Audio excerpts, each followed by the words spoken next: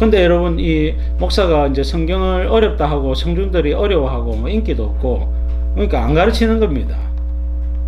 안 가르치면 어떻게 돼요? 사람들이 좋아할 만한 말씀들, 은혜 받을 만한 말씀들, 가슴에 여러분 불을 지필 만한 말씀들, 그런 말씀들만 골라서 설교하면 되잖아요. 굳이 여러분 성경에 어려운 이야기들, 레위기서 이야기들, 뭐 절기, 율법, 성막, 그런 이야기 할 필요가 없지 않습니까? 자, 근데 그걸 안 하면 직무유기다 말이에요. 그러니까 여러분, 이게 목회자가 이 갈등이 있는 겁니다. 안 가르치자니 직무유기고, 가르치자니 어려워하고, 쉽게 가르치자니 청년들은 좋아하는데, 하나님께서 그것만 가르치냐, 쉽게만 가르치냐, 하나님 야단치는 것 같고, 좀 어렵게 가르치자니 하나님이 그 청중들이 어려워하고, 그 사이에서 늘 고민하는 게 목회자의 고민입니다. 근데 이제 목회하다 보면 이 두 갈래로 쫙 나눠지는 겁니다. 어떤 분들은 쉽게 하자는 분들이 있고, 좀 어려워도 우직하게 모든 성경을 가르쳐야 된다 하는 입장이 저 같은 입장이고, 저는 성경의 지금 대부분의 성경을 다 가르쳤는데, 저번에 잠언을 가르친 것도 잠언 가르치기 싫었어요, 솔직하게. 왜? 사람들이 안 좋아하니까. 근데 가르치니까 생각보다 좋아하시더라고요. 문제는 뭡니까? 잠언은요, 여러분 1장부터 31장까지 가르치면 그 소리가 그 소리다 말입니다. 매 여러분 지혜와 지식, 여호와를 경외하는 것이 지혜와 지식이다. 어리석은 자와 또 명철한 자, 지혜 있는 자, 맨날 그 소리만 하거든요. 그걸 갖다가 여러분 잠언을 제대로 가르치면 1년 넘게 걸리거든요. 너무 힘들다는 거예요. 어쨌든 15장까지 제가 하고, 이제 도무지 안 돼가지고 저거 이제 청중들하고 소통해야 될 거 아닙니까? 그래서 이제 금요기도를 바꾸고 에스더 강의를 하고 있는 겁니다. 에스더도 되게 재밌어요. 에스더 하고 나서는 제가 이제 민수기를 할까 어디를 할까 또 고민을 좀 하고 있습니다. 여튼 또 너무 어려운 거는 또 에스겔서 제가 한번 했죠. 에스겔서 한번 했거든요, 수예배 때. 사람들이 정말로 힘들어하더라고요. 왜냐, 1장부터 24장까지 전부 여러분 심판받는다는 내용입니다. 너무 힘들죠. 차라리 이사야서는 좀 나아요. 이사야서는 심판받는다는 이야기 속에 예수님 이야기도 들어있고, 뭐 그 다음에 구약시대 하여튼 다이나믹한 내용들이 다 있어가지고 때로는 재미가 있는데, 에스겔은 정말 힘들어요. 에스겔 어쨌든 말씀을 또 가르쳐야 되기 때문에 하긴 했는데, 우리 목회자들이 그런 고민이 있습니다. 근데 예수님의 말씀은요, 내 교훈은 내 것이 아니요 나를 보내신 이의 것이니라 하면서 예수님께서 이제 말씀하셨죠. 그리고 예수님 말씀에 좀 어려운 부분이 많았잖아요. 내 살을 먹고 내 피를, 당대에는요 이거는 정말 어려운 내용이었습니다. 근데 예수님은 이것이 중요한 내용이었기 때문에 과감하게 말씀을 또 하셨습니다. 여러분, 하나님의 말씀을 그대로 전해야 되는 이유가 있습니다. 여러분, 다양한 예화라든지 다양한 어떤 그런 내용들을 섞어가면서 이야기할 만한데, 그런 내용이 오래 해보면요 별로 효과가 없어요. 사람들은 막상 여러분 좋은 예화나 여러분 스펙타클한 그런 내용들을 듣고 싶어 하는 것 같지만, 그걸 한 20년 들으면요 그런 설교 싫어해요. 오히려 여러분 나이가 든 사람들, 성경을 많이 배운 사람, 성경만 좀 제대로 가르쳐 주면 안 되느냐, 그런 생각이 듭니다. 그래서 여러분 예배 드릴 때는 초신자들과 또 올해 한 30년 50년 신앙생활 하신 분들이 섞여 있기 때문에 그걸 적절하게 조절해서 그렇게 설교를 해야 되는 부분이기도 합니다. 자, 예수님은 어떻게 설교하셨느냐? 자, 세 번째 문단에 머리 대신 주님이 그렇게 하셨다면 오늘날 말씀을 증거하는 모든 설교자들도 주님처럼 해야 되지 않겠느냐 하는 겁니다. 그래서 잡다한 지식들 잘 짜집기 해서 좋은 예화 넣고 좋은 교훈을 빼내어서 나름대로 조합을 해서 가르칠 것이냐? 그럴 수도 있다 생각해요. 솔직하게 이야기하면 그럴 수도 있는 겁니다. 그러나 여러분 본질을 놓치서는 안 된다는 생각으로 정반합을 이끌어내도록 하겠습니다. 여러분, 그래서 할 수 있는 대로 말씀을 그대로 풀어내는 것이 중요합니다. 왜냐하면 성령의 교통하심 때문에 그래요. 여러분, 하나님의 말씀을 있는 그대로 잘 전하면 반드시 성령이 교통합니다. 그래서 여러분 설교의 목적이 뭐냐? 설교의 목적은 목회자가 얼마나 탁월한 사람이냐, 얼마나 똑똑하고 많이 배운 사람이냐, 그걸 가르치는 게 있지 않단 말입니다. 여러분, 설교의 목적은 하나님의 성령이 그 삶 가운데 다스리고 통치 지배할 수 있도록 도와주는 역할을 하는 게 설교자단 말이에요. 그래서 설교는 여러분 하나님의 말씀을 있는 그대로 가르쳐 주는 게 필요하다. 그것이 때로는 이렇게 연약해서 좀 쉽게 가르치는 부분이 있고, 좀 더 여러분 쉽게는 도무지 이 성경의 내용을 그대로 담을 수가 없어서 좀 더 있는 그대로, 좀 더 어려워도 있는 그대로 가르치려고 하는 도전들이 있습니다. 여튼 여러분, 왜 교회 안에 하나님의 생명력이 나타나지 않느냐, 왜 성령의 역사가 없느냐, 말씀을 있는 그대로 가르치지 않고 자꾸만 희석해서 가르치기 때문에 그래요. 자, 그래서 여러분 성경을 있는 그대로 가르치는 저 같은 이런 역할들도 좀 필요하지 않느냐. 필요할지라도 인기는 별로 없죠. 인기는 없습니다. 자, 이런 이상한 부르심을 제가 받았어요. 자, 예수님이 그런 거예요. 참 성경을 배운 적도 없는데 성경에 있는 내용을 있는 그대로 가르치고, 사람들이 당대에 도무지 이해되지 않는 이 말씀도 보세요. 내 교훈은 내 것이 아니요 나를 보내신 이의 것이니라. 이 말씀은요, 이해가 안 돼요. 진짜 하늘이 두 쪼가리 나가도 이해가 안 될 만큼 이거는 도전적이고 공격적이고, 아니 저 사람이 도대체 뭐라고 하는 거야? 예수가 지금 뭐라고 하는 거야? 나를 보내신 이의 것이니라. 자기는 하나님이 직접 가르쳐줘서 가르친다는 거야? 그렇게 여러분 알아듣는 겁니다. 그러면 성경은 필요 없는 거야? 이러면서 이제 하나님과 직통 계시를 받는단 말입니다. 맞죠? 예수님 말씀 다 맞단 말입니다. 자, 오늘날 직통 계시나 예언은요, 거의 이단시화하는 것이 맞지만은 예수님만은 예외죠. 왜? 하나님의 아들이시기 때문에. 자, 그렇단 말입니다. 자, 그리고 여러분, 예수님 당시에는 우리 구약 성경이나 신약 시대에 성경 계시가 완료되기 전까지는 직통 계시나 예언들이 설교의 방편으로, 계시의 방편으로 활용이 됐습니다. 그리고 신구약 66권이 완료되고 나서는 우리가 새로운 계시를 받아들이지는 않습니다. 여러 가지 이유가 있는데요. 자, 일단은 신구약 성경이 충분한 겁니다. 그리고 신약 성경이 주로 이제 사도들의 가르침이죠. 사도들이 죽고 나서 가르침은 안 받아들이는 겁니다. 왜? 예수님을 직접 보고 들은 사람들의 가르침이어야 된다는 거예요.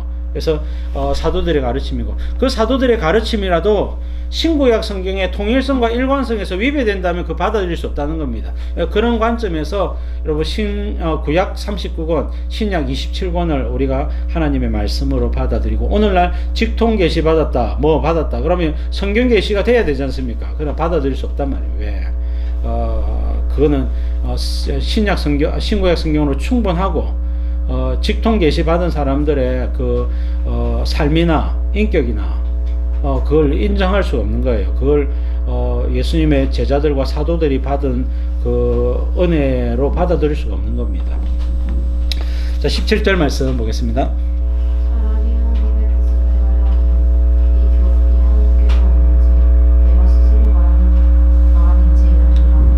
자, 예수님의 말씀이 진짜 하나님의 말씀인 줄 어떻게 아는가?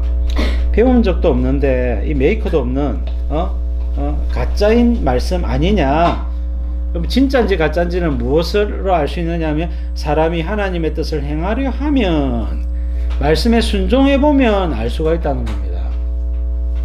자, 그래서 여러분, 하나님의 말씀의 특징은요, 순종하면 하나님이 은혜를 줘요. 성령이 교통하신단 말입니다. 근데 이게 참 애매해요. 자, 우리가 말씀에 순종했는데 이게 하나님이 은혜를 어떤 식으로 주는지 모르겠단 말이죠.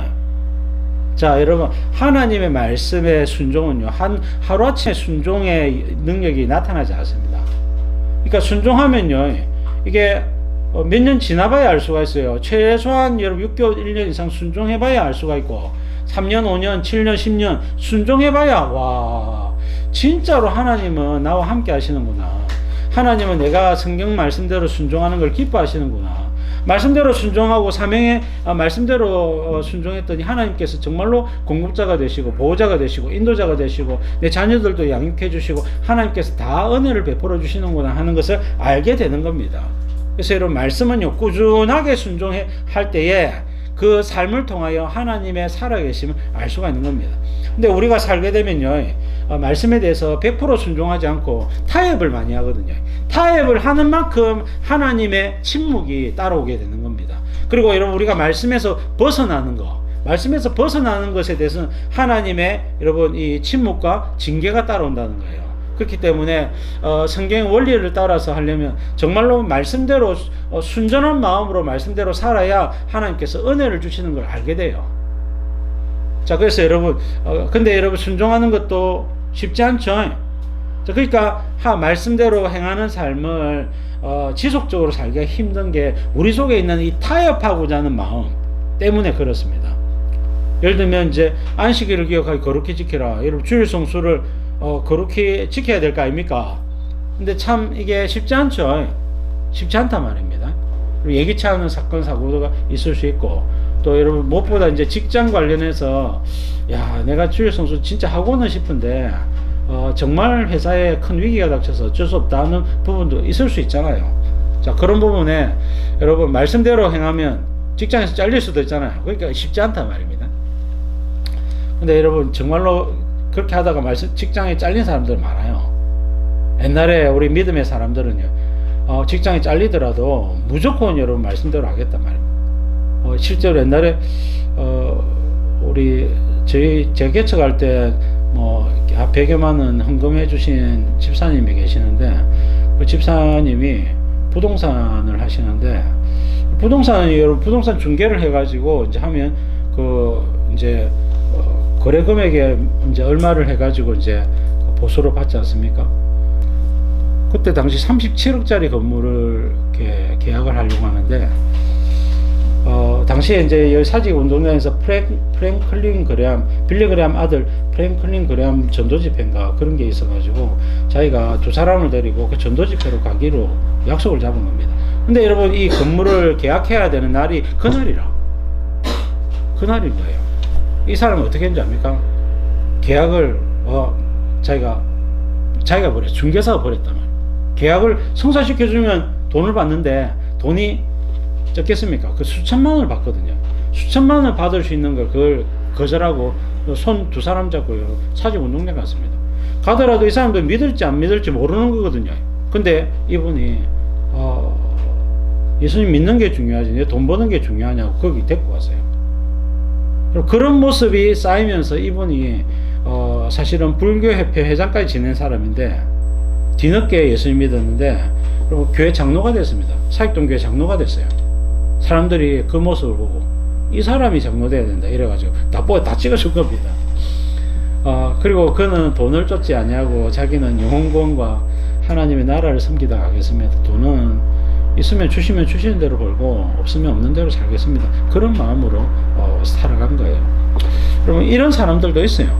그래서 여러분 신앙의 세계는요, 여러분 우리가 주님의 말씀대로 순종하기 위해서 어떤 대가 지불이나 얼마든지 할 수 있다는 겁니다.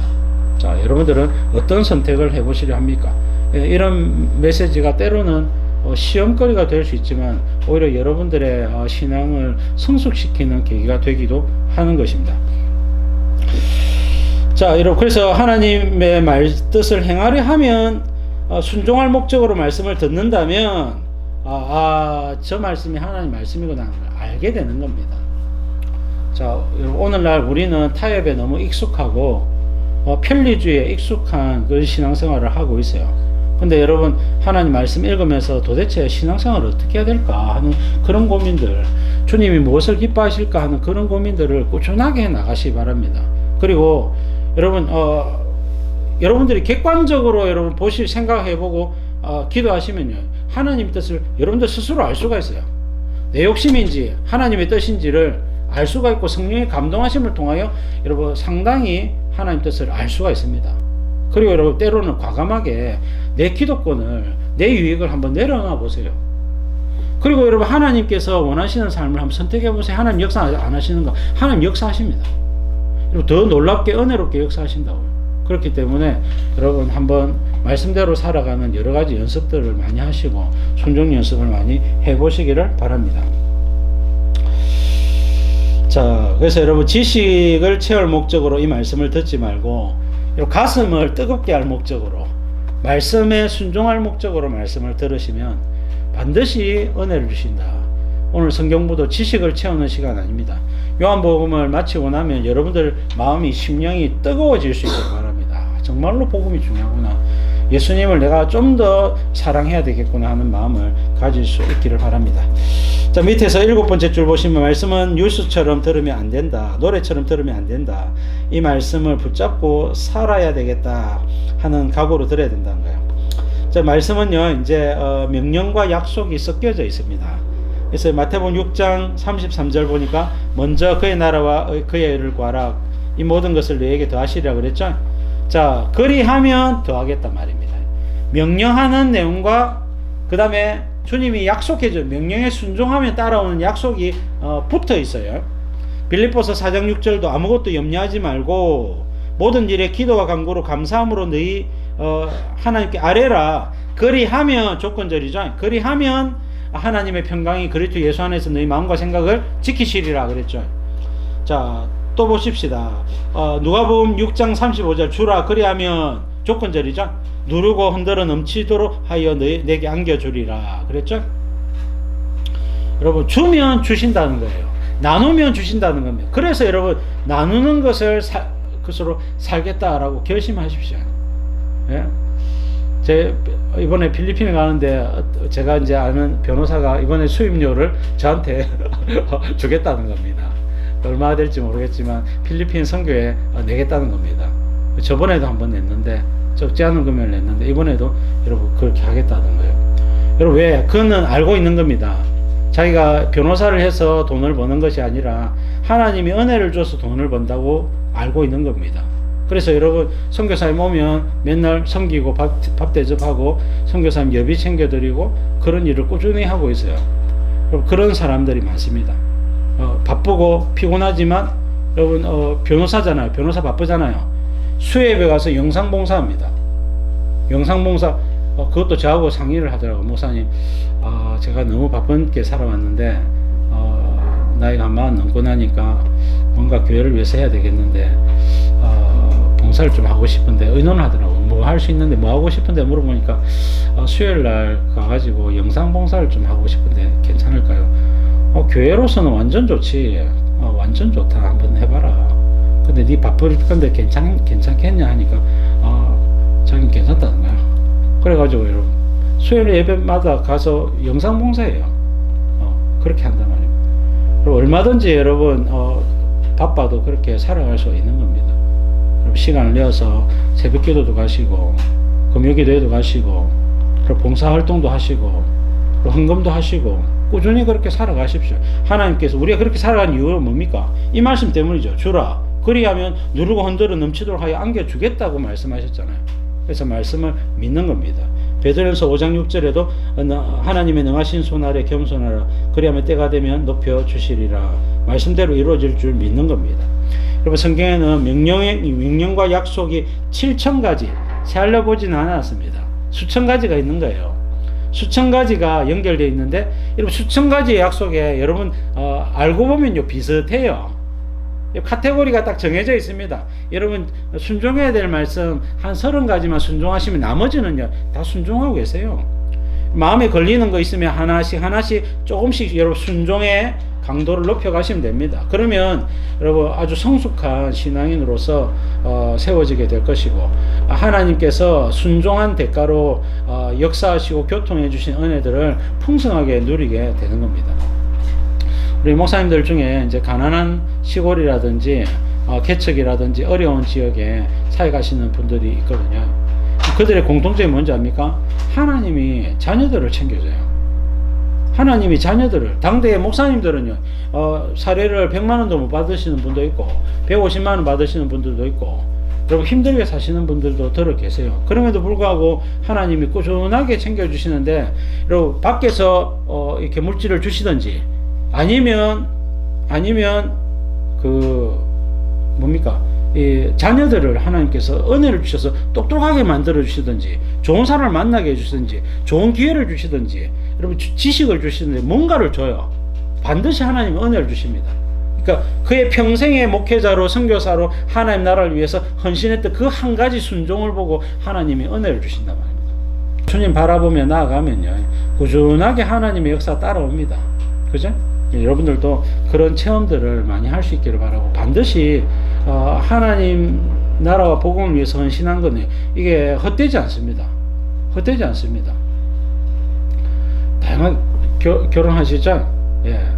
여러분, 결혼할 때도 여러분 이 뭡니까? 생각을 하면서 하나님 나라를 생각하면서 해보세요. 그렇게 하라는 말이 아닌데 어떤 목회자 가정은요, 신혼여행을 기도원으로 가세요. 우리 다 여러분 외국에 가잖아요. 근데 이 시대의 어떤 문화나 흐름, 그런 것보다는 여러분들이 예를 들어서 제주도 가고 외국 안 가고 그 차액을 여러분 구정금이라는 성경금으로 헌금을 해보세요. 훨씬요 여러분들에게 유익이 있을 겁니다. 다양한 부분이 있어요. 여러분 첫 월급을 하나님께 헌금을 해보십시오. 제 민우나 민재 같은 경우도 그런 결심을 하고 있거든요. 첫 월급을 하나님께 드리자. 첫 것은 내 것이라 하시니 하나님께 드려야 되겠다.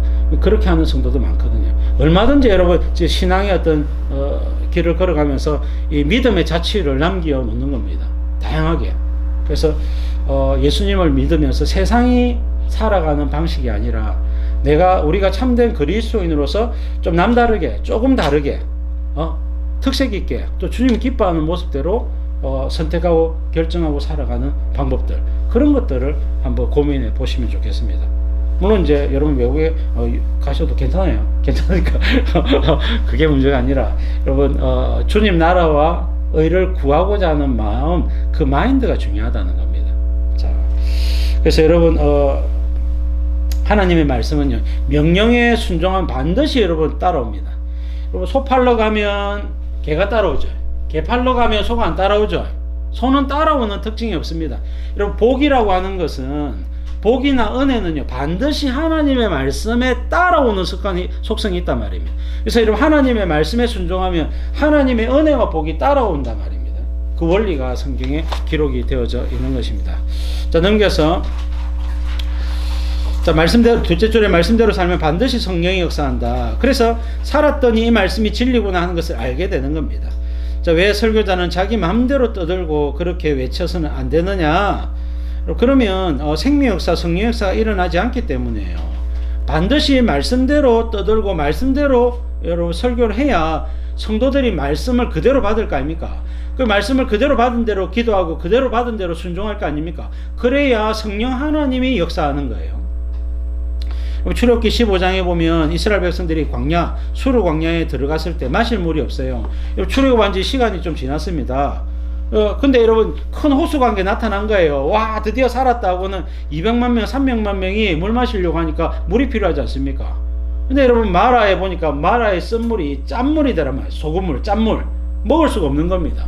맑기는 맑은데 먹을 수가 없는 거예요. 짠물이 돼가지고. 그래가지고 하나님께 기도했더니 하나님께서 마른 나무를 한 개 던지라. 그러면 물이 달아질 거다. 하나님의 말씀에 순종해야 됩니까? 말아야 됩니까? 이거는 상식적으로 말이 안 되잖아요. 나무를 던진다고 이 넓은 호수가 단물이 됩니까? 말이 안 되는데 하나님이 말씀하셨다는 게 중요하단 말입니다. 모세가 말씀대로 나무를 던졌더니 물이 달아지니라. 모든 이스라엘 백성들 다 먹은 거예요. 왜냐하면 이스라엘 백성들, 구약의 이스라엘 백성들의 삶은요, 신약 시대와 예수님의 사역에 대한 모형과 그림자거든. 지금 하나님께서 출애굽한 이스라엘 백성들을 통해서 보여주고자 하는 메시지가 있는 겁니다.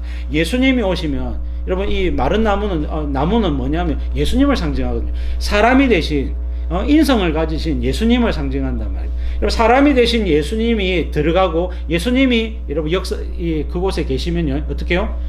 짠물이 단물이 되고 못 먹는 물이 먹는 물이 된다는 거예요. 여러분 인생이 그렇게 된다는 겁니다. 그 메시지를 주기 위해서 이 기적을 행하라고 말씀하셨다는 겁니다. 그리고 여러분 출애굽기 17장에 보면 반석을 쳐서 물을 내리라. 반석을 치면 물이 나오겠습니까? 여러분 모세가 여러분 지팡이를 가지고 반석을 또 치면 물이 나오겠냐고요. 근데 하나님께서 말씀하셨다는 게 중요하다고요. 말씀하셨기 때문에 이 말씀대로 안 하면 무슨 문제가 벌어집니까? 하나님의 하나님 되심이 훼손이 된단 말이에요. 그러니까 이런 말씀은요, 무엇보다도 중요해요. 반드시 이 말씀이 이루어질 수밖에 없는 겁니다. 모세가 반석을 쳤어요. 물이 강같이 흘렀다라고 성경이 기록하고 있습니다. 그냥 쫄쫄쫄 흐른 게 아니다 말입니다. 물이 이렇게 펑 터져가지고, 바위가 터져가지고 물이 강같이 흘러가지고 200만 명, 300만 명의 이스라엘 백성들과 짐승들까지 다 그 물을 마셨다고 성경은 언급을 하고 있는 겁니다. 이것도 여러분 반석 대신 그리스도께서 인생의 매를 맞아서 십자가에 찢기고 죽으시면 그 예수님을 통해서 성령이 오신다는 메시지를 주고자 하는 거다 말입니다. 여러분, 하나님의 말씀은 진리여서 반드시 말씀대로 순종하면 거기에 하나님의 능력이, 하나님의 역사가 따라오고, 그 역사는 특징이 뭐냐면 생명의 역사다 말입니다. 생명의 역사가 따라온다라고 성경이 말하고 있는 것입니다.